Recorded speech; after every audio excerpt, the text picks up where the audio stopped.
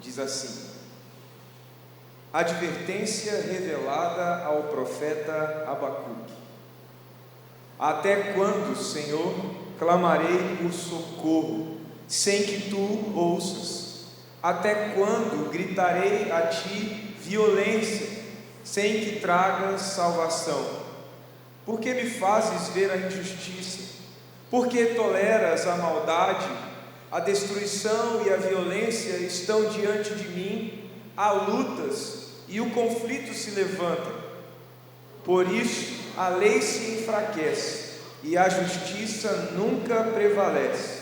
Os ímpios cercam os justos e assim a justiça é pervertida.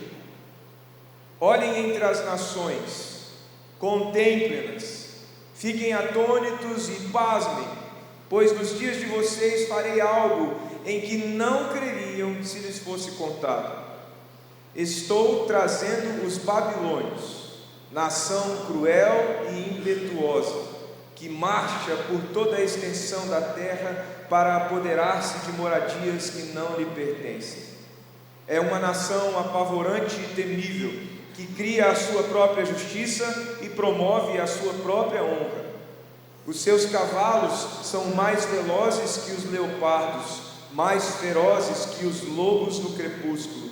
A sua cavalaria vem de longe, os seus cavalos vêm a galope, voando como águia que mergulha para devorar. Todos eles vêm prontos para a violência.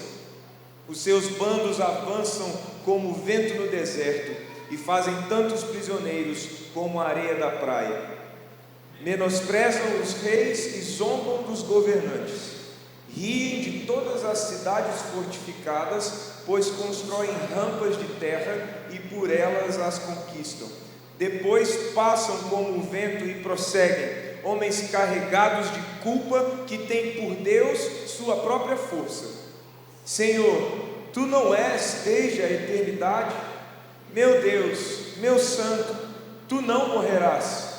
Senhor, tu designaste essa nação para executar juízo. Ó rocha, determinaste que ela aplicasse castigo. Os teus olhos são tão puros que não suportam ver o mal. Não podes tolerar a maldade. Então, por que toleras os traidores? Por que te calas enquanto os ímpios devoram os que são mais justos que eles? Pode se assentar. Boa noite a todos. É bom estar aqui para compartilhar a palavra do Senhor e hoje nós estamos abrindo uma série de mensagens. Uma série de mensagens que será uma jornada pelo texto de Abacuque, pelo livro desse profeta, que está num seleto grupo chamado de profetas menores. São profetas cujos textos são de fato menores do que os profetas maiores. Por isso são conhecidos assim, profetas menores. Abacuque surge em um tempo, em uma época da história, em que o reino de Judá, o reino do sul, o povo judeu, o povo de Israel havia se dividido e se tornado em dois reinos, reino do norte e reino do sul. Abacuque profetiza para o reino do sul. O reino do sul, nesse tempo de Abacuque, era um reino pré-babilônico, ou seja, eles estavam na fronteira histórica entre a época dos reis e a época do exílio babilônico, em que o reino da Babilônia, poderoso em guerra, foi vencendo vários outros reinos poderosos e chegaram então até o reino do sul, o reino de Judá, e também tornaram cativos aquele povo conhecido como o povo de Deus, que se reunia naquela região, e algumas das tribos se formaram ali, por ser Judá a tribo mais relevante do grupo de tribos. Então ficou conhecido aquele reino como o reino de Judá. E hoje nós estamos entrando nessa nova série de mensagens, e eu já tenho que dizer para você como os comissários dentro das aeronaves dizem para os passageiros: apertem Apertem os cintos. Então, se você pode, agora se ajeita na cadeira. Dá uma ajeitada aí, para você não ficar desequilibrado. Porque durante as próximas 4 semanas, este domingo e os próximos 3, nós lidaremos com um texto muito desafiador. Um confronto de Deus contra seu povo. Um confronto para mim e para você. Um confronto para nós refletirmos sobre nossa caminhada com Deus. As nossas séries aqui, para você que nos visita, as nossas séries aqui na Batista Alicerce, elas são praticamente todas pensadas como um conjunto de mensagens que vão fortalecer a nossa formação espiritual. Como o pastor Jairo bem lembrou aqui, nossa vocação, formar vidas em Jesus, é o chamado para nós como igreja, e tudo que a gente faz tem um foco nisso. As nossas séries de mensagens têm o foco também de levar a nossa comunidade a passos de formação espiritual, de aprofundamento no relacionamento com Deus, de percepção daquilo que Deus tem para nós de maneira mais madura, mais profunda, domingo após domingo. E nessa série nós estamos focando em um dos nossos pilares, que é a adoração. E eu estou ansioso pela última sexta-feira desse mês, porque na última sexta-feira desse mês nós vamos nos reunir em uma vigília de adoração. Eu estou ansioso para ver como essa noite se dará diante da jornada que nós vamos trilhar com Abacuque. Como estará o nosso coração, como nós vamos nos apresentar diante de Deus nessa reunião focada em levantarmos nossas vozes em canções e orações de adoração ao nosso Deus. O nome dessa série é Renda-se, uma jornada em Abacuque. Foi planejada para te desafiar a estação de formação de um discípulo chamada render, onde nós entendemos que precisamos reorganizar toda a nossa vida em função de Jesus. Este é o conceito de adoração aqui na Igreja Batista Alicerce. O que é adoração para nós? Adoração é entronizar Jesus Cristo no centro da sua vida, é reorganizar toda a sua vida em função de Jesus. Então, mais uma vez, apertem os cintos, porque os próximos domingos formarão uma jornada desafiadora. Este profeta Abacuque, é um profeta que eu apelidei de o profeta insolente, porque Abacuque, diferente de outros profetas, não se levanta em nome de Deus contra o povo. Quando Deus chama Ezequiel para profetizar, ele chama Ezequiel e diz assim: profetiza contra o povo. Os profetas, quando se levantavam naquele tempo, se levantavam com essa missão, levantavam-se como porta-vozes do que Deus queria anunciar para o povo, e o anúncio era de confronto, de alerta, de correção, de dizer para o povo: vocês precisam se converter dos maus caminhos por onde vocês têm andado. Mas Abacuque se levanta diferente. A dinâmica com Abacuque é diferente. Ele se levanta para dialogar com Deus, e nesse diálogo com Deus que você lê capítulo após capítulo no livro de Abacuque, Abacuque fala, Deus responde, Abacuque questiona e Deus o confronta. Abacuque se levanta como um homem, não em nome de Deus para profetizar contra o povo, mas Abacuque se levanta em nome do povo para questionar a Deus. E é por isso que este texto que acabamos de ler começa com 2 perguntas: até quando? Olhe lá para o texto no início, no verso 2, Abacuque diz: até quando, Senhor? Até quando eu vou viver dessa maneira? Mas Abacuque, o profeta insolente, caminhou num diálogo com Deus, até que Deus o quebrou no meio. E Abacuque começa como um profeta insolente, mas termina como um adorador rendido, e escreve uma das mais lindas canções registradas na Bíblia: ainda que a videira não floresça e a figueira não dê o seu fruto, ainda que falte bois no rebanho, eu o adorarei, Senhor da minha salvação. Mas isso daí é para um pouco mais na frente. Então hoje meu convite para você é: abra o seu coração de maneira humilde e atenta. Vou repetir: abra o seu coração de maneira humilde e atenta, para ser confrontado, amém? Incomodado, quebrantado, para que a sua vida então seja conduzida à rendição, para que você realmente reorganize-se em função de Deus. Todos nós já passamos por momentos da vida em que as circunstâncias não corroboravam com a ideia de que Deus nos ama, está cuidando de nós, conhece as nossas necessidades. Todos nós já vivemos algum momento na vida em que a abertura do Salmo 23, o Senhor é o meu pastor e nada me faltará. Parece que essa frase não estava fazendo muito sentido nas circunstâncias em que nós estávamos. A vida como ela estava parecia não corroborar com essa declaração: o Senhor é o meu pastor e nada me faltará. Sabe de uma coisa? Abacuque estava nessa situação, como um filho de Judá, como parte do povo do Reino do Sul. Abacuque estava olhando para as circunstâncias e se perguntando: até quando, Senhor?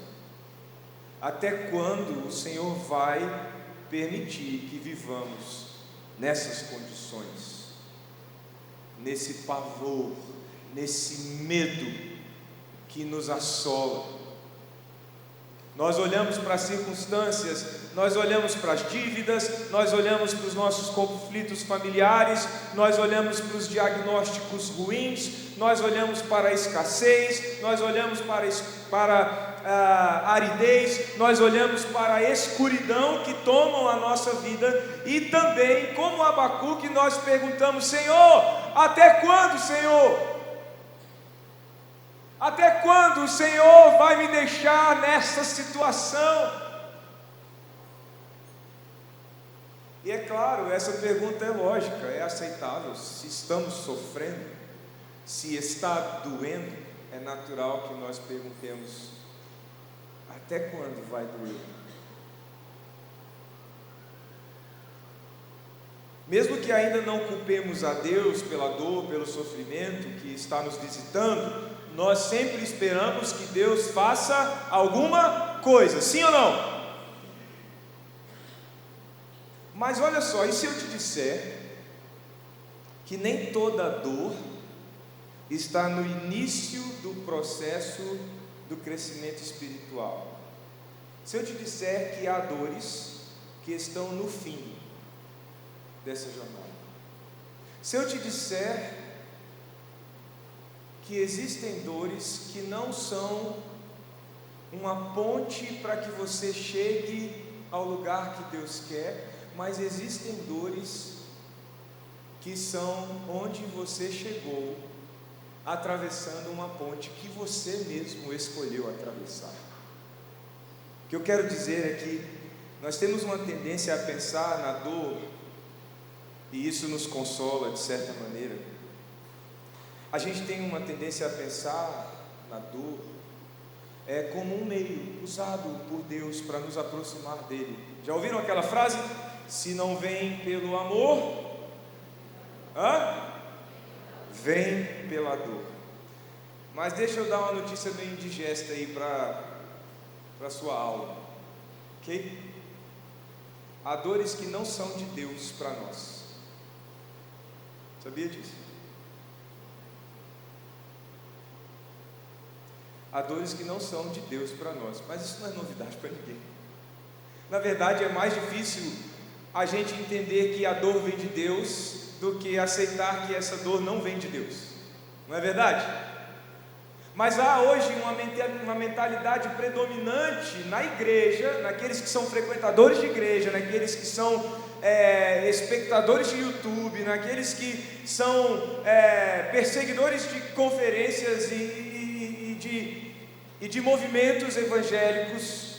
Há uma tendência a pensarmos que quando dói é porque Deus está num processo conosco de nos aperfeiçoar. Mas há dores que não são resultado de uma ação de Deus para nos aperfeiçoar, sabia? Há dores que são consequência dos nossos pecados.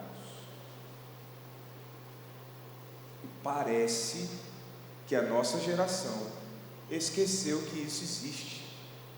Parece que a nossa geração esqueceu que nós pecamos e que pecando sofremos as consequências de pecar. Abacuque parecia ter esquecido disso. As dores muitas vezes serão consequências dos pecados que escolhemos praticar, da desobediência em que decidimos viver. E deixa eu te dizer uma coisa difícil de falar e difícil de ouvir também.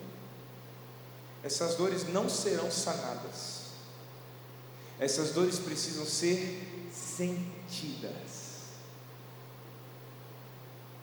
vividas, encaradas. Essas dores precisam existir para nos lembrar quem nós somos e quem é Deus. Há dores que vêm como parte do processo de Deus para nos resgatar, sim, mas há dores que são o fim da nossa iniquidade, do nosso pecado.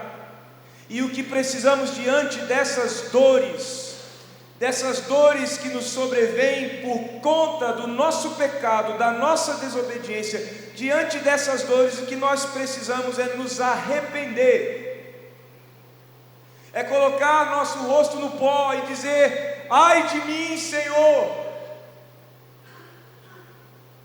porque pequei contra Ti e contra o meu próximo. Aceitar, se arrepender. Mas calma. Nem toda dor é resultado final do pecado, ok? Ou seja, você pode estar hoje vivendo um momento doloroso em sua vida para que a glória de Deus se manifeste. Sim. Mas você também pode estar vivendo esse momento de dor como consequência inevitável da sua desobediência e do seu pecado.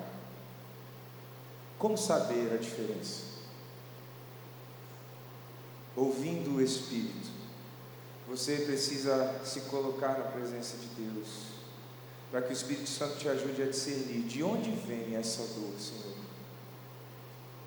E a boa notícia para você é que qualquer que seja a origem da dor, seja do seu pecado, ou seja da ação providencial de Deus, de fazer algo extraordinário na sua vida, seja qualquer a origem da dor que você sente, Deus te dá os recursos necessários para lidar com a dor.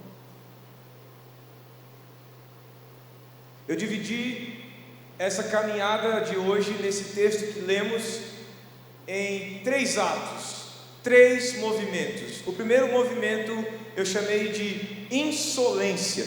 Volte para o texto. Insolência. Eu separei os 3 versos, 2, 3 e 4. O profeta Abacuque levanta a voz e diz: até quando, Senhor, eu clamarei por socorro sem que tu me ouças? Até quando gritarei violência sem que o Senhor traga salvação? As perguntas insolentes de um profeta que era fruto do seu tempo. O povo de Judá havia se desviado, rejeitado a palavra e os decretos do Senhor. Tornaram-se um povo mau, que se entregava à sua própria iniquidade, regidos por reis maus, que também regiam a partir de sua própria iniquidade. o profeta levanta essa voz insolente, indisciplinada, altiva, vaidosa contra o Senhor e diz: até quando? Até quando vai ser assim? Por quê? O profeta via dias terríveis já se aproximando no horizonte. O reino da Babilônia avançava em direção aos territórios das tribos do sul. E Abacuque, não por ser profeta, mas por ser um bom observador, ele olhava nesse horizonte e dizia: nosso futuro é doloroso. Eu vejo destruição no horizonte. E ele diz: eu peço socorro e o Senhor não me ouve. Eu grito violência e o Senhor não vem salvar. Eu vejo destruição, injustiça, maldade ao meu redor. E olhe o atrevimento desse profeta. Depois de perguntar e questionar por que Deus não fazia nada, ele chega ao absurdo de dizer: sabe de uma coisa, Senhor? É por causa dessa sua missão que nós não obedecemos mais a lei.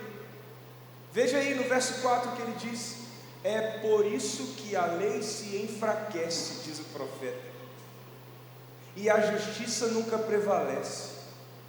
Os ímpios cercam os justos, e assim a justiça é pervertida. Abacuque está dizendo: Senhor, é porque o Senhor não faz nada, que a gente também não faz nada. Faz primeiro para a gente fazer.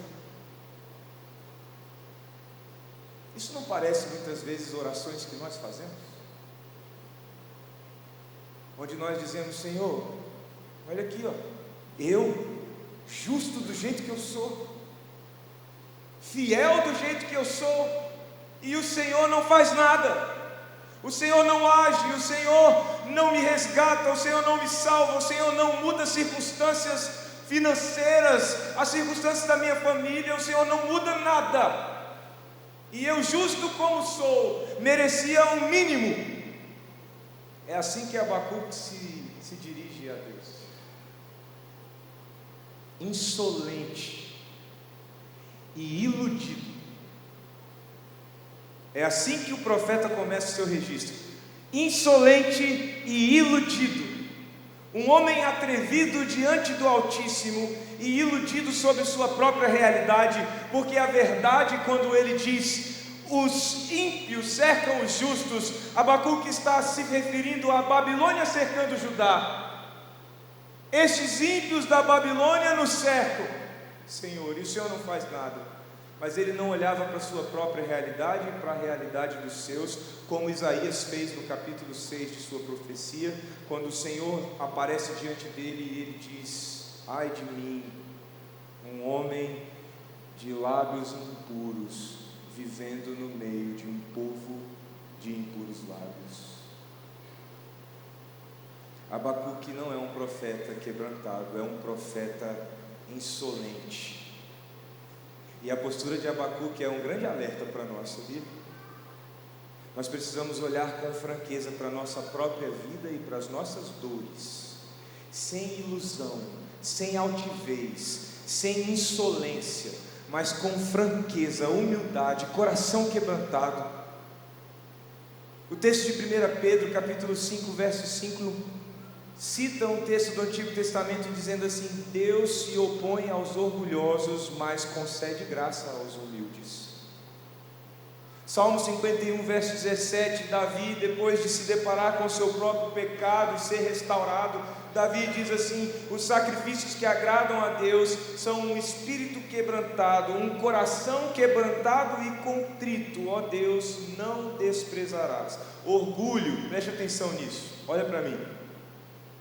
Orgulho, diga orgulho, soberba, vaidade, vitimismo, são pecados difíceis de enfrentar. Sabe por quê? Porque eles se escondem atrás de outros pecados mais gritantes e mais evidentes. Pior. Orgulho, vaidade, soberba, vitimismo, às vezes se esconde por trás de virtudes. E esses pecados vão contaminando nossos pensamentos, ações, relacionamentos com Deus e com as pessoas. E eles vão nos conduzindo por um caminho de engano, endurecendo o nosso coração e nos afastando de Deus e do propósito que Deus tem para nós. Foi assim que o coração de Abacuque começou a dialogar com Deus. Um homem cheio de si, um profeta às avessas, porque não se levantou com um coração obediente a Deus, mas se levantou com um coração insolente diante de Deus, dizendo: eu esperava mais do Senhor, eu esperava que o Senhor fizesse mais, agisse mais, estivesse mais presente, e a tua ausência, Senhor, é o que está nos deixando do jeito que nós estamos. E eu acho tão belo, que Deus pega a experiência deste homem atrevido, insolente, orgulhoso, vaidoso, e transforma numa profecia, transforma em algo que eu e você precisamos ler e refletir sobre a nossa pessoal jornada com Deus. E é para isso que você está sendo convidado hoje. Olhar não só para a vida de Abacuque, mas calçar as sandálias ou os sapatos de Abacuque e olhar para a sua própria vida, suas dores, e perguntar, não com um coração insolente, vaidoso, iludido, mas com humildade, com franqueza e quebrantamento, dizer: Senhor, de onde vêm essas dores? Senhor, se essas dores vêm dos meus pecados, Senhor, me quebranta, me quebra e me faz de novo. Eu quero me arrepender e me afastar dos maus caminhos que me trouxeram até aqui. Esse é o primeiro ato. O segundo ato eu chamei de juízo. Volta para a sua Bíblia aí. O segundo ato, o juízo, começa com o verso 5, com o verso 5. Olha só o que está escrito no verso 5. É Deus respondendo o profeta, ok? Se você olhar na Bíblia impressa, você vai ver esse subtítulo, é a resposta de Deus para o profeta. E olha como Deus abre a resposta a este profeta. Deus diz a ele: olhem entre as nações e contemplem-nas, fiquem atônitos e pasmem, pois nos dias de vocês farei algo em que não creriam, se lhes fosse contado. Para aí, não lê o resto, você já leu, mas esquece que você leu. Para nesse verso. Se você lesse esse verso 5 e parasse de ler, fechasse a Bíblia e fosse fazer outra coisa, o que você imaginaria ser a continuidade do verso 5, quando Deus diz: pasmem, fiquem atônitos, vocês verão as grandes coisas que eu farei, serão tão grandiosas que não creriam se contasse. E aí você continua a história. Como é que você continuaria essa história? Imagine se você tivesse ainda na sua casa o que os antigos tinham, uma caixinha chamada caixinha de promessas. Quem já ouviu falar disso, levanta a mão aí. Caixinha de promessas. Tinha uma na minha casa quando eu era criança. Vários papeizinhos, cada papelzinho com um versículo. E a gente acordava de manhã e tirava ali um papelzinho para ver, né, o que Deus tinha para falar para a gente naquele dia. Hoje em dia não tem mais caixinha de promessas, tem o verso do dia no aplicativo da Bíblia.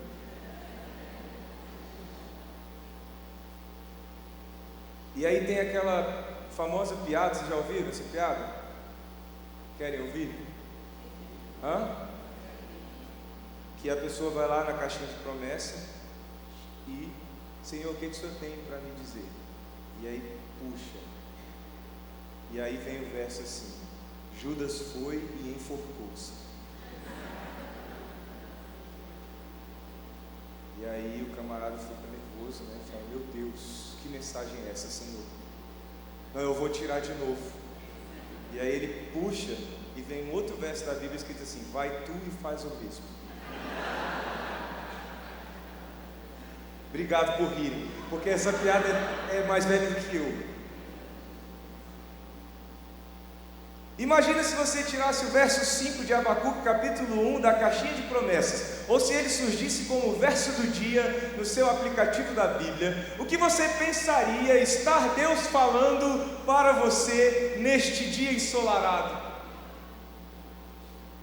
Imagine se Abacuque fosse uma série da Netflix e você assistiu este episódio e o episódio acaba com Deus, a voz de Deus dizendo: pasmem e impressionem-se com o que eu farei entre vocês. Qual a expectativa do próximo episódio? Pois é, mas não foi bem isso. Se vocês forem um pouco parecidos comigo, a expectativa é o quê? Vai dar tudo certo. Deus ouviu Abacuque. O profeta reclamou, Deus foi lá e falou: deixa comigo que eu resolvo. Vou mudar tudo. Vou desfazer toda essa situação.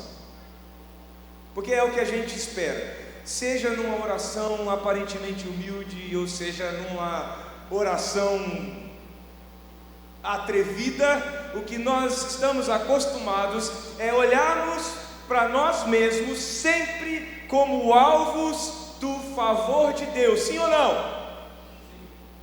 Sempre. Nós deixamos nossas casas e vimos a igreja para quê? Que Deus nos ouça, para que Deus responda, para que Deus mude a nossa sorte, para que Deus trabalhe em nossa vida, trabalhe em nosso favor. Mas o que Deus devolve a partir do verso 5, a partir deste anúncio, desta entrada, não é exatamente o que o profeta esperava ouvir, o que o povo esperava receber e o que nós esperávamos ler. Porque o que ele diz em seguida é: estou trazendo os babilônios, um povo que se apodera de tudo, uma nação apavorante e temível. Seus cavalos são velozes, vêm voando como águias e mergulham para devorar, estão prontos para a violência, avançam como o vento no deserto, fazem prisioneiros como a areia da praia, menosprezam reis, zombam governantes, riem de todas as cidades. E eu vou trazer este povo, Abacuque, até vocês. Vocês terão um encontro com os babilônios. É o anúncio de Deus para Abacuque. Eu recebi uma pergunta recente de um adolescente. Não vou revelar a origem dele, ok? A pergunta começou assim: pai,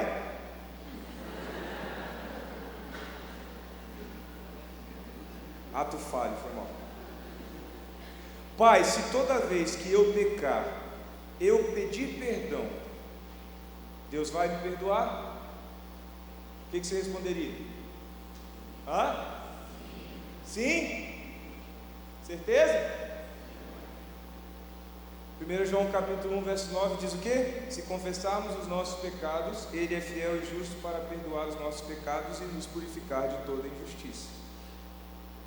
Então eu respondi como vocês, eu disse sim. Toda vez que você pecar, pedir perdão, Deus vai te perdoar.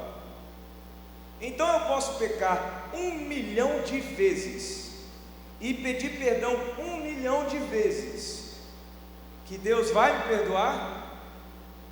O que você responderia? Sim? Sério?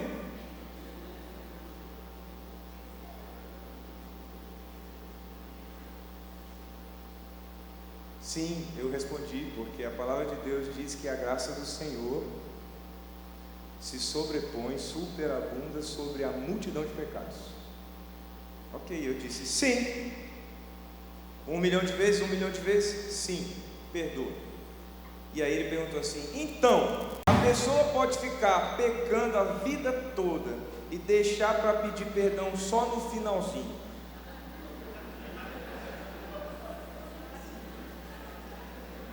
Que está tudo resolvido. O que vocês responderiam? Sim? Bom, eu respondi: calma lá,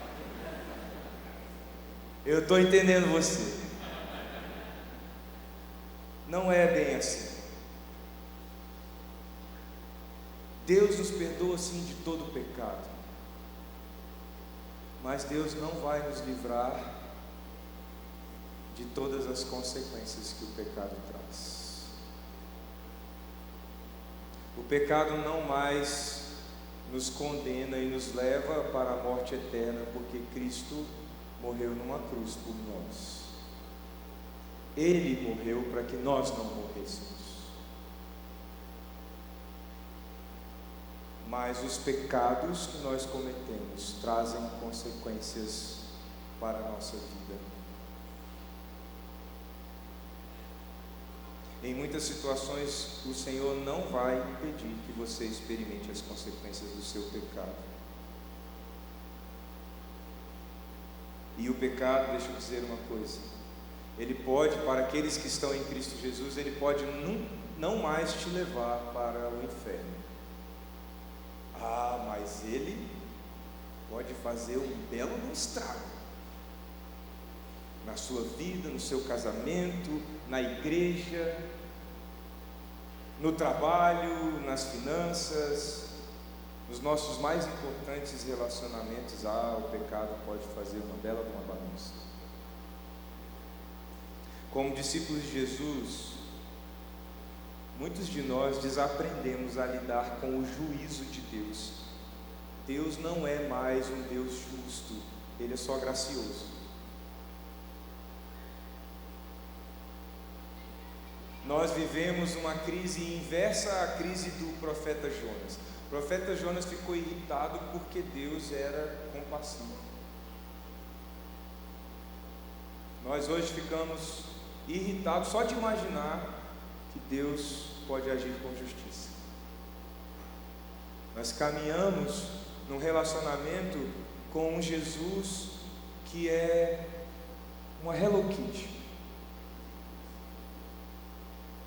É sempre bonzinho, doce, sem nenhuma força, sem nenhuma agressividade. Mas deixa eu dizer uma coisa: Deus continua sendo um Deus que disciplina, e Ele disciplina a quem ama. E a disciplina de Deus às vezes vem só no fato dele tirar a mão dele e deixar que você viva as consequências dos seus atos. Deus está dizendo ao profeta: eu permitirei que as consequências de anos de iniquidade, pecado e desobediência cheguem sobre o meu povo. E Deus não faz isso porque deixou de amar. Deus não faz isso porque deixou de ser misericordioso. Deus não faz isso porque no Antigo Testamento não existia graça. Não. Deus é o mesmo ontem, hoje e eternamente. Deus faz isso porque Ele é perfeito em conciliar misericórdia e justiça, graça e castigo. E quem de nós pode ter a audácia de questionar o Deus que é perfeito em graça e misericórdia, mas também perfeito em juízo e castigo?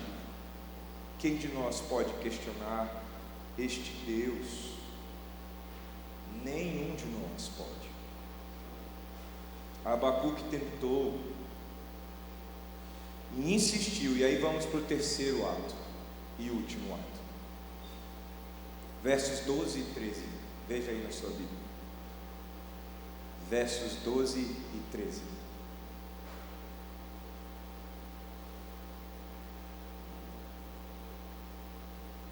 Este terceiro ato eu chamei de miopia. A miopia de um profeta. Olha o que esse profeta diz depois do Senhor ter respondido, como respondeu. Dos versos 5 até o verso 11, Deus respondeu. Agora o verso 12 abre com a reação de Abacuque e a resposta de Deus. Olha a reação desse camarada, gente. Senhor, Tu não és desde a eternidade? O Senhor não é eterno? Meu Deus, meu santo, Tu não morrerás. É como se Abacuque estivesse dizendo: quem vai morrer somos nós. O Senhor é eterno, o Senhor não morre, mas a gente morre. Senhor, Tu designaste essa nação que o Senhor acabou de descrever dessa maneira horrorizante. O Senhor designou essa nação para executar juízo, ó rocha, determinaste que ela aplicasse castigo. Abacuque disse: teus olhos são tão puros, não suportam ver o mal, o Senhor não pode tolerar a maldade. E aí vem a pergunta: então por que toleras os traidores? Por que te calas enquanto os ímpios devoram os que são mais justos que eles? Olha como Abacuque continua orgulhoso. Como é que o Senhor pode colocar os babilônios, que são ímpios, para virem sobre nós, que somos mais justos do que eles? Que ilusão, Abacuque, que ilusão. Porque Deus te visitou, porque a graça do Senhor te alcançou, não significa que você se tornou melhor do que ninguém. Não. A diferença entre o que foi alcançado pela graça e o que ainda não entendeu esse amor de Deus não é superioridade e inferioridade, é consciência. Nós que fomos alcançados pela graça temos a consciência de quão vis nós somos e quão grande é a graça que nos salvou. Mas Abacuque não tinha aprendido essa lição ainda.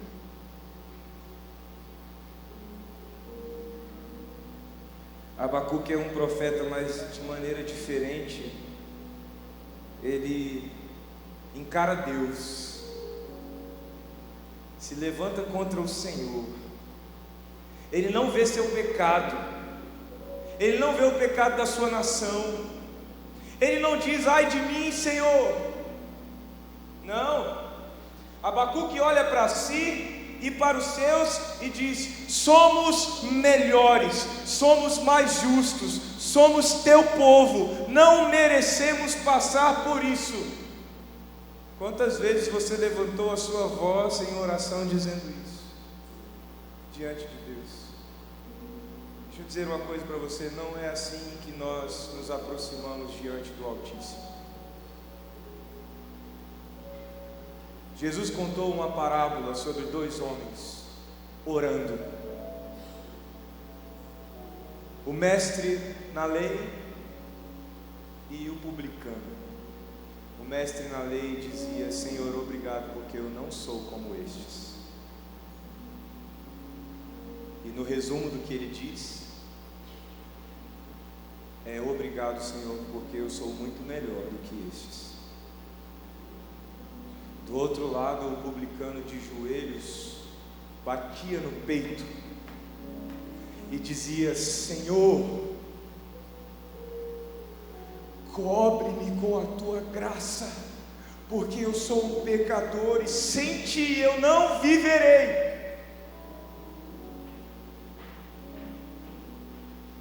E Jesus conta essa parábola e diz: quem saiu desta oração justificado, quem saiu desta oração com a justiça de Jesus Cristo imputada sobre ele, foi aquele que bateu no peito e disse: eu sou um homem mau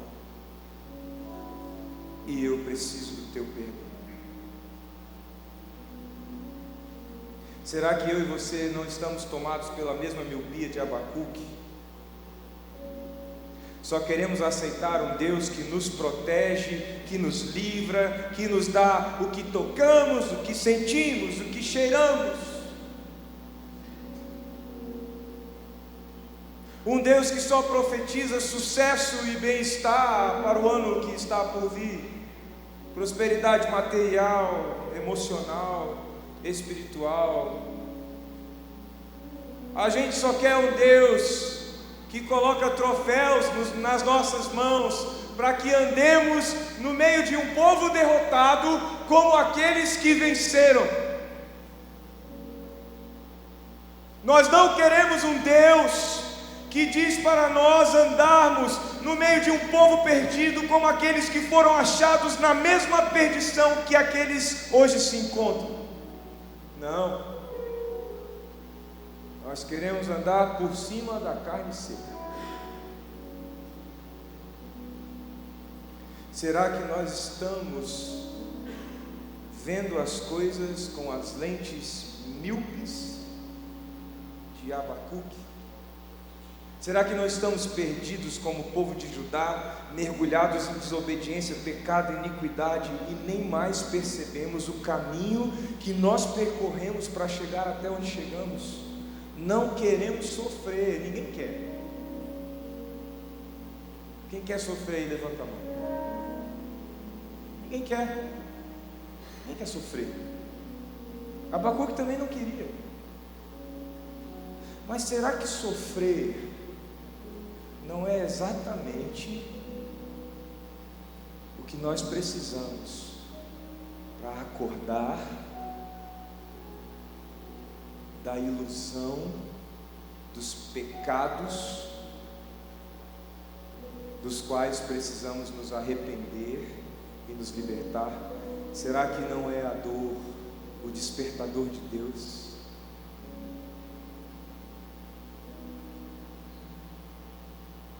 Quero terminar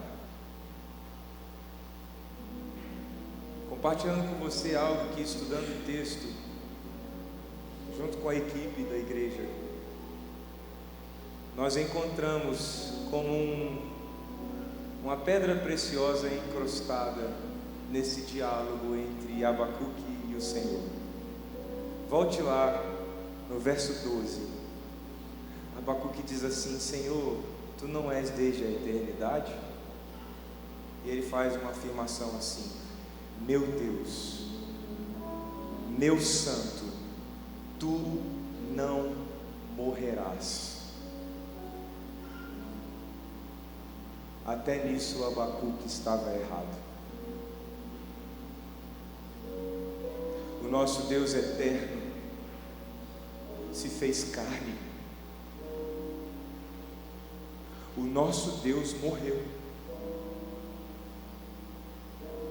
Morreu em uma cruz, porque sobre Ele foi colocado todo o juízo que deveria estar sobre nós.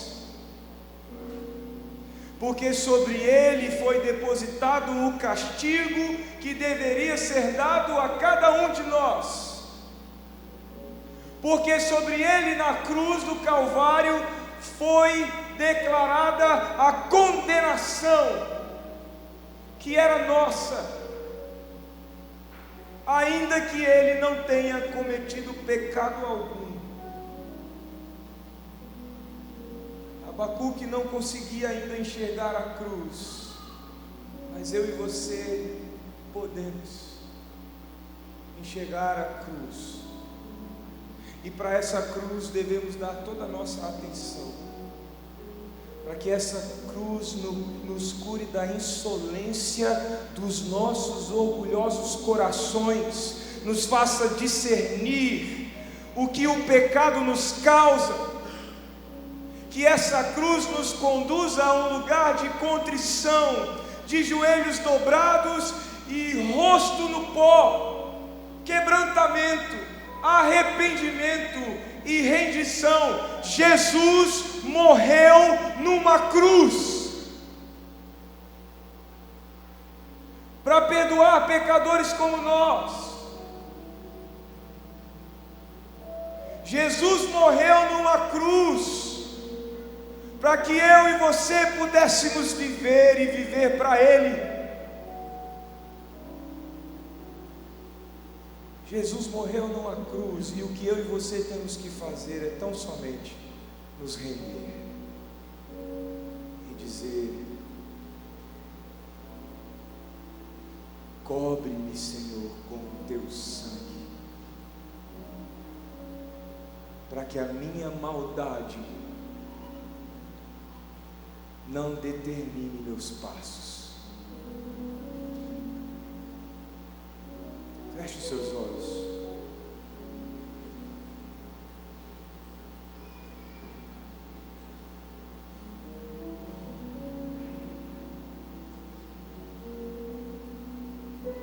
Eu quero te convidar nessa noite, se você puder, ficar de joelhos onde você está.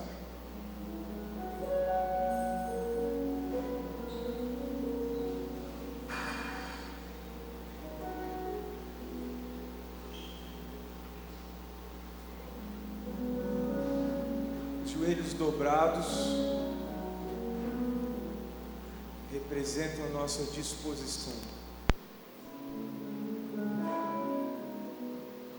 em dizer: Senhor, faz comigo o que tu queres. Eu não sou nada e eu nada tenho, a não ser um desejo, Senhor, de me render a Ti, dizer: Senhor, cobre-me com o Teu sangue, livra-me dos meus pecados. Sim, Senhor, eu não quero sofrer, mas eu também não quero permanecer desobediente, orgulhoso, soberbo, altivo. Eu quero ser quebrantado, Senhor. Sen klikker vi. Olhar para a cruz. Robinho, klikker vi med igjen. E dizer: contigo, Jesus, eu quero morrer para contigo viver. Senhor, contempla nosso coração aqui derramado na tua presença, Senhor. Traz a nós teu quebrantamento, traz a nós, Senhor, essa profunda e bendita consciência que é só a tua bondade que combate a nossa maldade. E na tua presença nós reconhecemos isso, Senhor. Espírito Santo, conduz mentes e corações neste lugar durante essa semana. Conduz nossas mentes e nossos corações para uma profunda consciência de pecado, e que estejamos prontos a mudar, a nos arrepender e mudar os nossos maus caminhos, Senhor. É assim que nós oramos, é assim que nos apresentamos diante da tua graciosa e justa presença, em nome de Jesus. Amém.